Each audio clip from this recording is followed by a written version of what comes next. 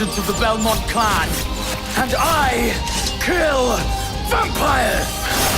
Hello friends, welcome back to our channel. तो दोस्तों, आज हम बात करने वाले हैं एक इंटेंस और थ्रिलिंग सीरीज कैसलवेनिया नॉकटर्न के बारे में, जिसे देखकर हम सबका दिल थोड़ा तेज चलने लगता है। तो अगर आप पुराने कैसलवेनिया फैंस हैं या नए हो इस ब्रूटल वैम्पायर वर्ल्ड में, तो ये रिकैप आपके लिए है। इस वीडियो में हम ब्रेक करेंगे हर एक ट्विस्ट और टर्न को जो इस सीजन में हमने देखा। तो अपना फेवरेट वेपन उठाइए, तैयार हो जाइए और चलिए शुरू करते हैं।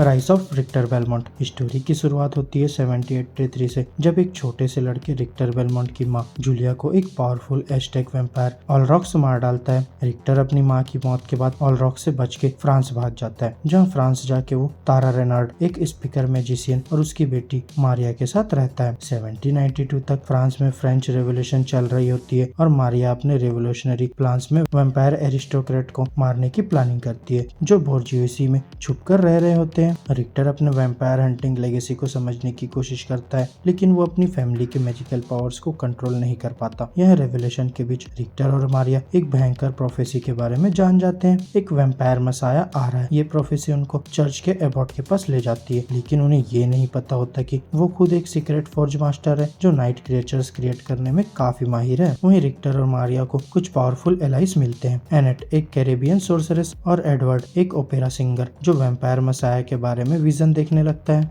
ये ग्रुप जर्नी पे निकलता है और फ्रांस में वैम्पायर अपराइज की वजह को समझने की कोशिश करता है, जबकि ऑलरॉक्स भी फ्रांस आ रहा होता है।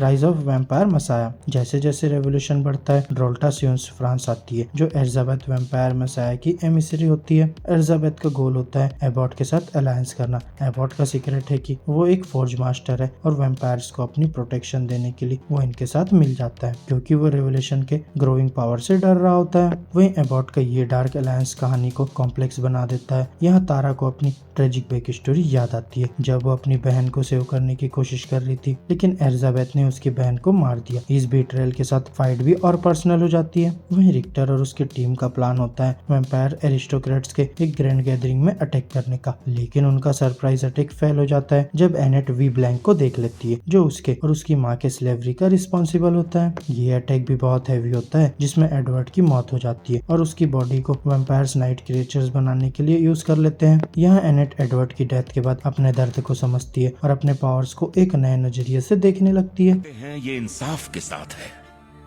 लेकिन सिर्फ ईश्वर ही हमें बचा सकता है। एबॉट की बीट्रेल और डार्क अलायंस। जैसे जैसे कहानी आगे बढ़ती है, रिक्टर और उसकी टीम को पता चलता है कि एबॉट ने किस तरीके से वैम्पायर के साथ मिलके अपना अलायंस बनाया था। वो पहले एक काइंड और बेनेवोलेंट फिगर था, पर उसकी ये बीट्रेल सबको शॉक कर देती है। एबॉट का ये फियर था कि एथिस्ट जो रिवोल्यूशन के साथ खड़े हैं वो उन्हें डिस्ट्रॉय कर देंगे, और इसलिए वो वैम्पायर से मदद मांगता है। वहीं रिक्टर और उसकी टीम एबॉट और ड्रोल्टा से कन्फ्रंट करते हैं, लेकिन ये बैटल बहुत इंटेंस हो जाती है। एनेट को एडवर्ड का बॉडी मिलता है और उसमें अभी भी कुछ ह्यूमन ट्रेसेस हैं जो उसको थोड़ा होप देते हैं।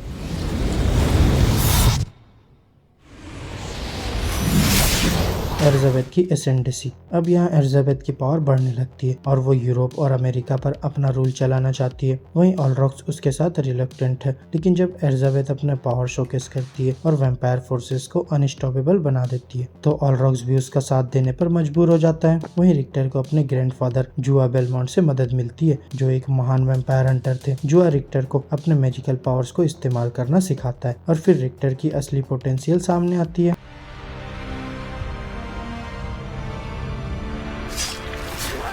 फाइनल शोडाउन और एल्यूकार्ड की एंट्री। सीजन का फिनाले बैटल बहुत एपिक होता है। तारा अपने लाइफ को सेक्रीफाइस करने के लिए तैयार होती है ताकि मारिया को बचा सके, लेकिन एलिजाबेथ उसकी सेक्रीफाइस को रिजेक्ट कर देती है और तारा को एक वैम्पायर सर्वेंट में बदल देती है। और फिर जब सब कुछ खत्म होता हुआ लगता है, तब एल्यूकार्ड ड्रैकुला का बेटा सीन पे आता है। उसका आना ग्रुप के लिए एक टर्निंग पॉइंट बन जाता है और वो फाइट को वापस जीतने की उम्मीद दे देता है। फाइनल बैटल बहुत इंटेंस होती है, लेकिन ग्रुप के पास अब एक पावरफुल एलाई एल्यूकार्ड है, जो उन्हें वैम्पायर मसाया का प्लान रोकने में मदद करता है।